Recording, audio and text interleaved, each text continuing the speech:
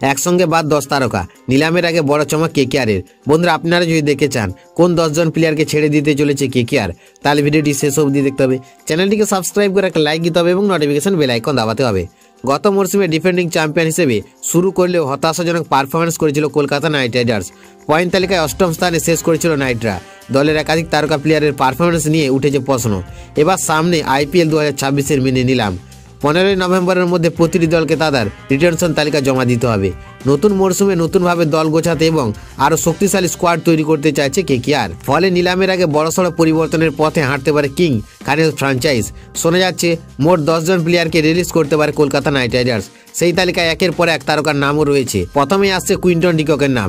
3.5 কোটি টাকায় কেনা এই প্রোটিয়া তারকা গত মরশুমে মাত্র 152 রান করেছিল, ফলে তাকেও ছেড়ে দেওয়া হতে পারে। তার সঙ্গে Afghan wicket keeper batter Rahmanullah গুরবাজকেও রিলিজ করতে পারে নাইটরা। ওয়েস্ট ইন্ডিজের অলরাউন্ডার রোমান পাওয়াল 2 ম্যাচে মাত্র 5 রান করেছিলেন, তাকে 1.5 কোটি টাকায় কিনেছিল কেকেআর, তাকেও ছেড়ে দেওয়া হতে পারে। অস্ট্রেলিয়ার পেসার স্পেন্সার জনসন 2.8 কোটি টাকায় দলে এলেও 4 ম্যাচে মাত্র 1টি উইকেট পান, ফলে তাকেও ছাঁটাইয়ের তালিকায় রাখা হয়েছে। সবচেয়ে আলোচিত নাম ভেঙ্কটেশ আয়ার। 7 ম্যাচে মাত্র 142 রান করেছিলেন এই অলরাউন্ডার।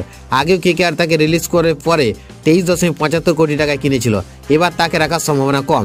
এছাড়াও চেতন সাকারিয়া, এনরিক নোকিয়া, অনুকূল রায়, শিবম শুক্লা, মঈন আলীকেও ছেড়ে দিতে পারে কেকেআর।